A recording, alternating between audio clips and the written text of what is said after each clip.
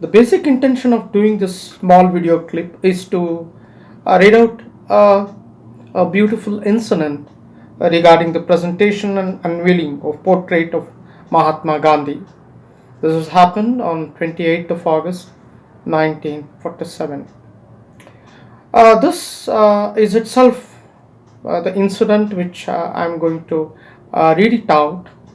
It happened in the Constitutional Hall, and really this deserves to be heard because of the best known reasons.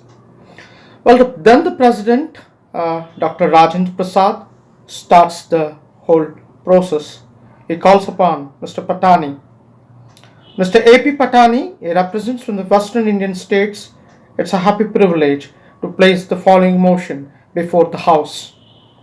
Resolved that the Constituent Assembly of India do accept the portrait of Mahatma Gandhi by Sir Oswald birly, bequeathed to the nation by Sri Prabha Shankar Putani.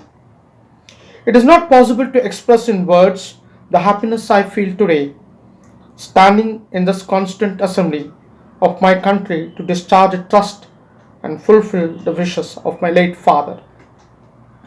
The portrait that is to be unveiled presently was painted by a great portrait painter, Sir Oswald Berkeley, in England during the Second Round Table Conference, and my father purchased it, and I may inform the House that Sri Oswald had painted the portrait for himself.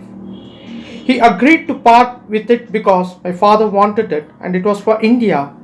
When it arrived in India, however, it was put away carefully in its original packaging and we were not allowed to see it, neither the family nor the friends in England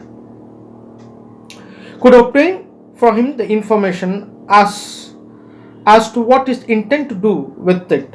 But sometime after the Act of 1935 was passed, he told me very privately that he intended to present to it to the nation when Sri Government of Indian Act was inaugurated. Time passed and there was a hope of the Act coming was inaugurated. Time passed and there was no hope of that Act coming into operation. My father passed away in February 13, 1938. Almost 10 minutes of the time when he planned to fly from Bhavnagar on 16th February to Haripura to meet Mahatma Ji, that program and the meeting was subsequently cancelled by other circumstances, but before his death, he told me 2 or 3 times to bear in mind this portrait and his wishes regarding the same. As I submitted, sir, the Act of 1935 did not materialize, but when the new government was to be established in the Act of 1947, I spoke of the message of my father, which I shall mention presently, and of the portrait of our Prime Minister, to our Prime Minister Pandit Jawaharlal Nehru. That in brief, sir, in the history of this occasion. I would like to take an opportunity to say a few words about Mahatma Ji. I do so with reverence and a great diffidence, for I am conscious that anything I say about Mahatma Ji would be like attempting to measure the mountain of Kailas with a foot rule. Or it is said that in Shastras, trying to describe the beauty and the grandeur of Himalayas in a pen and ink, and yet I myself and some other honorable members of the House may be permitted to take a little pride that we belong to Kaitwar, that land of Krishna, Sudhama, Nasi Mehta, Dayanand Saraswati, and Mahatma Gandhi Ji. If we take a pride in this fact, we should also try and follow these examples, especially the examples of Mahatma Ji, whom he lived for with and seen, for he has been and is a friend of princes and the people. He belongs himself really to no community, he has no country, he has no home, the world is his home. And mankind has across all the distinctions and loved all for honest, upright and God-fearing, and he was on high plane of the spirit and attracted my father and made him a humble follower of Mahatma Ji. It was a Bapu himself who told me that Sambandh, the English language, has no word like Sambandh. Bigger, when my father first wrote to him when he was in South Africa, this was, I believe, in the last century. The great facts of modern life and the facts of world history is that the Mahatma Ji discovered at the root of all the troubles, both in India and England, was the influence of foreign rule in the country. Having made his discovery, he set himself to solve it, and by leading out an unarmed revolt, he brought India to freedom. It is not for us all to make a success of this achievement, and that friend he has given us many nourishes everybody and led us to the better life. In conclusion, it was my father's wish that the picture should be delivered to the nation in his own words. These were, "It is a portrait of saint who labored more than anyone else for peace and who preached non-violence, which is ultimately the only way in the human affairs." But sir, in the message I am to deliver, and there is the portrait. I have done my duty. I request that the portrait be unveiled. Later on, the President Dr. Rajendra Singh in his own hands unveiled the portrait with a large applause and cheers. Mr. President, honorable members, again Dr. Rajendraprasad addressing the members. I am sure I am expressing a sense of gratefulness of all the members of the House of Mr. Patani for presenting which he has made to the House. There was a loud applause, and it was happy inspiration that the late Prabhashankar Patani, who have preserved this beautiful portrait for so many years, to be handed over to the nation on this auspicious occasion when India has got her freedom. And it is happy moment for all of us that we have lived to me this portrait unveiled and his house on this occasion. It would be a presumptuous on my part, particularly because I happen to be one of those fortunate many who have had the fortune and privilege to serve under Mahatma Gandhi. For so many years, cheers, and he says anything about the work which he accomplished. He came to us at the time when the country was looking for something which would help it out for difficulty. We had experienced a great sense of frustration, which comes after the attempts made which have failed. The country has made many attempts to become free. It was looking for something that would give it necessary impetus above all. The kind of weapons which was enabled to win the freedom. Mahatma Gandhi opposed the spirit and gave the weapon of hands of people.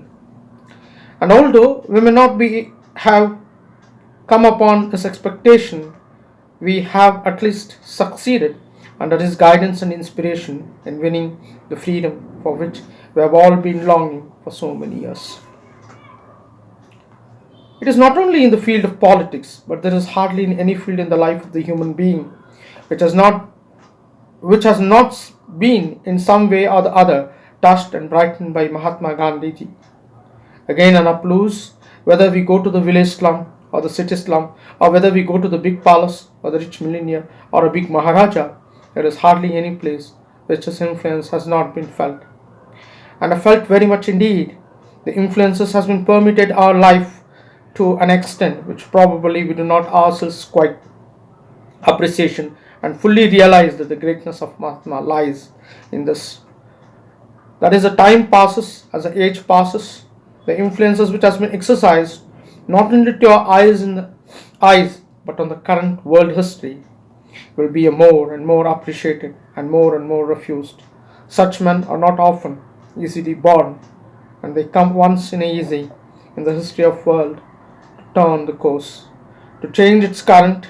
And here is Mahatma Gandhi, who is our privilege and a good fortune to serve under today, who has turned the current history of mankind, who has in his own lifetime seen how the works which have been started borne fruits and bearing more and more precious fruit every day.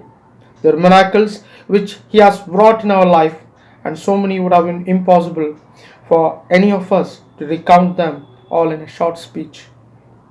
We all know how we have made the heroes out of clay, how we have molded men of ordinary caliber into a man of great capacity, of great culture, and a great achievement. He has not only done that, he has created a nation as a whole part of every individual, a longing for the freedom, and also, in a way, his work fulfilled a long time. So it is that we stand here today to pay a homage. This picture which has been presented for us will be a will be in this house, reminding every member also to sit in those benches of the great part which had played in our history and the world history at most critical and momentous time. It will remind the members of the great duty which we owe to the country. It will remind all of us the great heritage which he represents and which we all of us have got, got from our forefathers. And above all, it will remind us how the freedom that we have won has to be utilized for the good of all.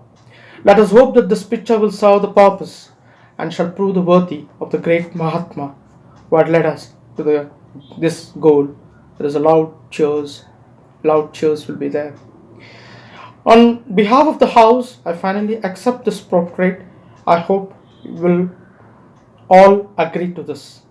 Finally, a member, Sri H.V. Kamath, stood up. Mr. President, may I say in all humility, venture to suggest that it will be essential in the fitness of the thing if alongside this magnificent portrait of Mahatma Gandhi, the father of Indian struggle, the hall of the assembly was adorned with a portrait of Lokman Balgangadhar Tilak, as well as the father of the Indian Revolution, as and again the father of the Indian unrest, and also that of the Netaji Subhash Chandra Bose, the father of Indian Revolution. That, sir, will be a thoroughly adequate and pictorially symbolic representation of the three distincts, the three well-marked stages of our struggle for the political emancipation. I have no doubt, sir, that this assembly will accept these portraits with joy and gratitude. Will you, sir, be good enough to permit the presentation of such portraits on a subsequent occasion? Mr. President, the House will now adjourn at 10 o'clock tomorrow. The Assembly will adjourn till Friday, 29th of August 1947 at 10 a.m. The source from the Constant Assembly debates, and this has been dedicated